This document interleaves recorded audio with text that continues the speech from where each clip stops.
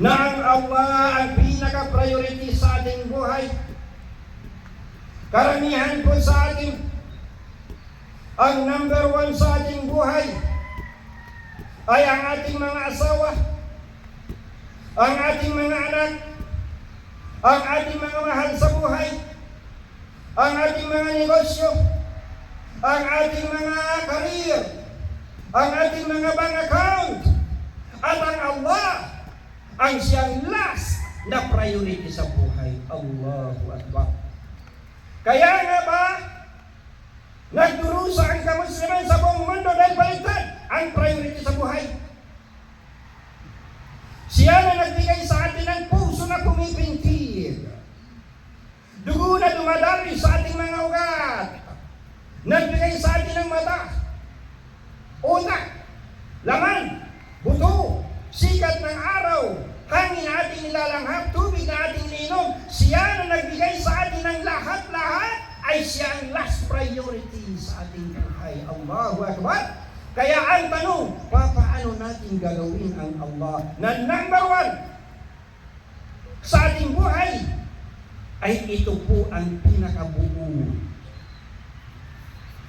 na mensahe nitong ipinagdiriwang natin na Eidul Adha. Paano natin gagawin ang Allah ng number one sa buhay natin? Yan ang pinaka-mensahe ng Eidul Adha na hindi alam ng mga Muslim. Ang alam lang ng karamihang Muslim, magsusuot ng magagarang damit, pupunta sa pagdarausan ng sala, uuwi at kakatay ng hayop, magkakainan, magkakasayahan, at hindi nila alam ano ang kahulugan. Bakit paulit-ulit na ating ipinagdiriwang ay upang paulit-ulit na paalalahanan tayo na ang Allah number one. Nang si Propeta Ibrahim ay utusan ng Allah na katayin ang kanyang anak na pinakamamahal. Magtakin mo. Si Propeta Ibrahim alayhi salam nagkaroon ng anak sa edad na 86. Ang tanda-tanda na niya. Mula nang siya ay magkaasawa, lagi-lagi ng dua na magkaroon ng supling. Bigyan nawa siya ng Allah ng supling na magiging kasamahan niya sa pagdadakwa. Ngunit 40, wala pa rin anak. 50, wala pa rin supling. 60, 70, 80, wala pa rin anak. Pagdating ng 86, nagkaroon ng supling, nagkaroon ng anak, pinakamamahal ng anak. Pagkatapos sinabihan ng Allah, patayin mo ang anak. Allahu Akbar. Ang tagal-tagal niyang nagdua, nanalangin, humingi sa Allah na magkaroon ng supling. Ngunit, tumanda na lang. Pagdating sa edad ng 86, saka lang nagkaroon ng anak at nagmagkaroon ng anak. Inutusan siya. Sabi ng Allah subhanahu wa ta'ala sa Quranul Karim, ba'da a'udhu billahi minas shaitanir rajim. Falamma balaga ma'ahu as-sa'ya qala ya bunayya inni ara fil manami anni adbahuka fanzur madha tara. Qala ya abadi if'al ma tu'maru satajiduni insya'allahu minas sabirin. Ito po mga kapatid, sa pananampalataya, ito po ang katibayan paano siya inutusan ng Allah. Ngayong pinakamamahal mo anak, kakatayin mo, pantakin mo. Kung tagal-tagal mo humingi ng anak, tumanda ka na lang, 81 na lang, saka nagkaanak, pagkatapos sabi niya, kakatayin mo na. Malapit-lapit na papahulugan. At nang siya, tinutukoy sa siya, si Ismail alayhi salam, na kanyang anak. At nang siya ay nasa tamang edad na upang sumama sa kanya, ay sinabihan niya, o aking anak, nakita ko sa aking panaginip na ikaw ay aking kinakatay. Ikaw ay aking inaalay sa Allah. Kinakatay. Kung kaya, ano ang nasa isipan mo? Sinabi nito, sumagot ito, o aking ama, Gawin mo yung ipinag-uutos sa iyo. Insya-Allah ay makikita mo ako na isa sa mga as-sadirun. Allah. Ang panaginip po ng mga propeta ay utos mula sa Allah. Isa sa mga kaparaanan ng revelasyon ay panaginip. Kapag napanaginipan mo na kinakatay mo yung anak mo, huwag mo kakatay ng anak mo, hindi ka propeta. Ang mga propeta lang, ang kanilang panaginip ay revelasyon. Alam ni Propeta Ibrahim alayhi salam na inuutusan siya para subukan, mensan pa kung ang Allah ba talaga ang number one sa kanyang buhay.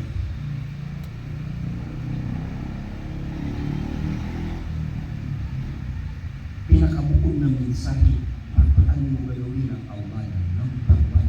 Hindi ang business mo ang number one sa buhay mo. Hindi ang mister mo ang number one sa buhay mo. Hindi ang anak mo ang number one sa buhay mo. Hindi ang kayamanan mo. Hindi ang karir mo. Hindi ang negosyo mo. Kundi ang number one sa buhay mo ay wala iba kundi ang Allah subhanahu wa ta'ala. Kaya natin ito pinagdiriwang para paalalahanan ka kapatid sa ginawa ni Propeta Ibrahim. Alam niya na inuutusan siya ng katayin ang kanyang. At ito ang tandaan natin. Paulit-ulit natin, hindi na, baka hindi mo mag-get sa unong diin. Tandaan natin, ang pinaka-mensahe ng pagdiriwang na ito ay gaano mo man kamahal na mahal ang anumang bagay sa mundong ito. Gaano man kamahal na mahal ang isang tao. Gaano man kamahal na mahal ang anumang makamundo. Ay higit pa rin na ang pinakamamahal mo sa lahat ay ang Allah subhanahu wa ta'ala. Ito ang mensahe ng Eid al-Adha na dapat natin maitanim sa ating kawalayan. At ito rin po ang solusyon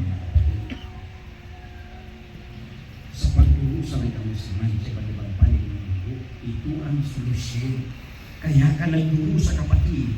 Ang first priority sa buhay mo ang makamundo. Ang first priority sa buhay mo ang business mo. Ang first priority sa buhay mo anak mo. Kaya kahit na haram sinusungkapan mo, dahil ang importante sa iyo ang sariling nasa, hindi ang iyong Panginoon.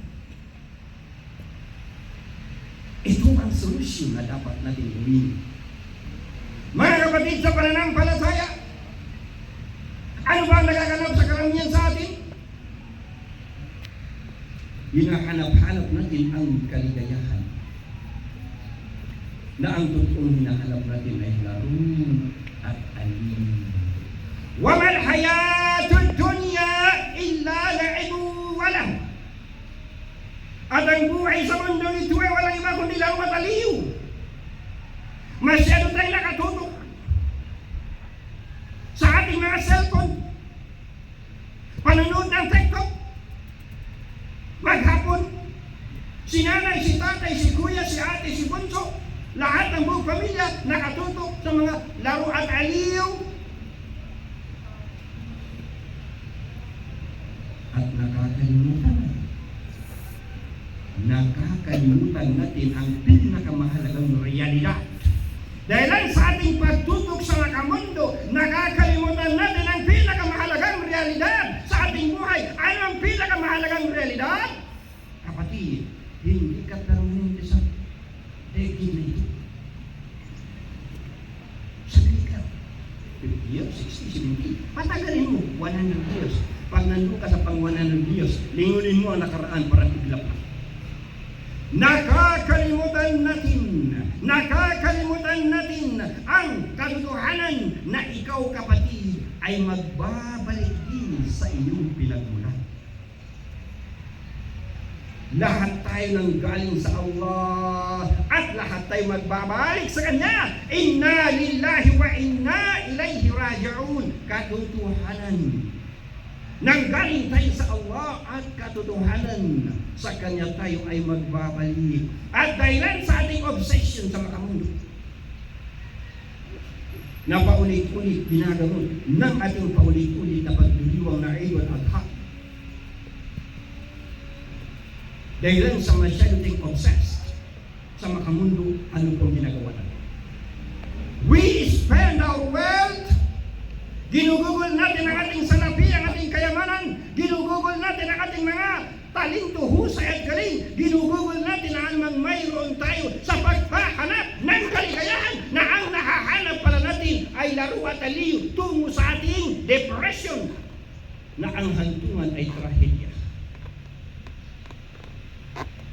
Pamumuhay na pagkakas. Ito po mga kapatid ang pinakamabuting bakit natin po iniwan to remind us para paalalahanan tayo na dapat sa buong buhay natin ang Allah ang number one. Ang Allah ang first priority. Ang tanong, kapatid, paano ba magiging number one ang Allah sa buhay ko? Ano bang gagawin? Para ang Allah magiging number one? Sagot.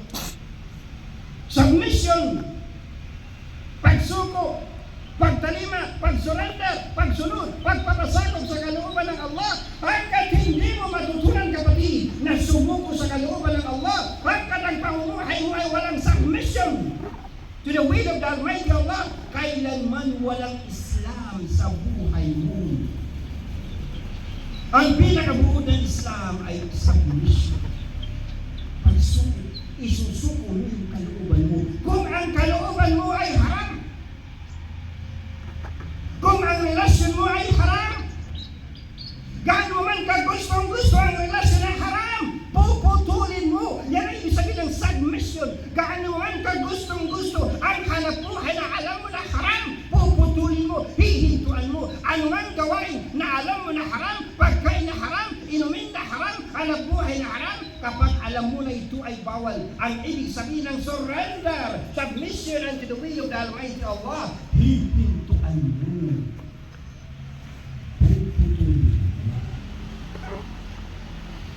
Hindi mo susundin ang iyong nasa na pangasarili.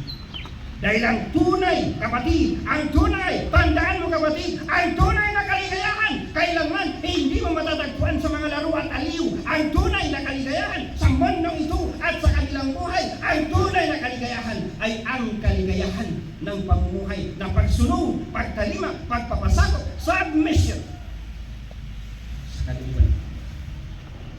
Tandaan natin. Ang ibig sabihin ay kung kinakailangan ng panahon, kung kinakailangan ng panahon, hindi ka magpapakalam, hindi ka magpapakadamo na gamitin mo ang kayamanan mo, gamitin mo talento mo, husay at galing mo, pati na sarili mo, gugugulin mo sa ikalulugod ng Allah subhanahu wa ta'ala. Ibig sabihin, pamumuhay po ng lillah, pamumuhay na ikhlas.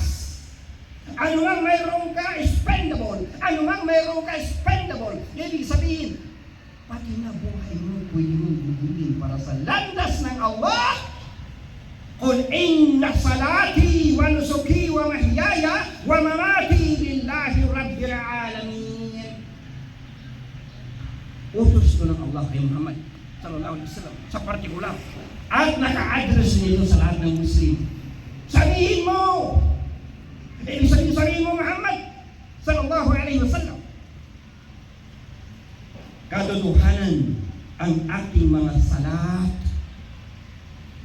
ang aking mga pag-aalay, ang aking buhay at ang aking kamatayan ay para sa Allah, ang Panginoon ng lahat ng nilalang. Ito mga kapatid, ito ang kailangan ng Muslim sa ating panahon. Ito po ang solusyon. At kapag ang mga Muslim natutunan na natin na isabuhay na walang number one sa buhay natin kundi ang Allah, natutuhan natin na ang Allah ang pinakamahalaga sa atin sa buhay. Hindi ang kayamanan mo, hindi ang pera mo, kundi ang Allah subhanahu wa ta'ala. Dito ang mga Muslim magiging superpower.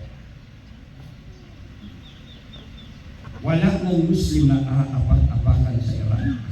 Wala ng Muslim na aapak-apakan sa Libya.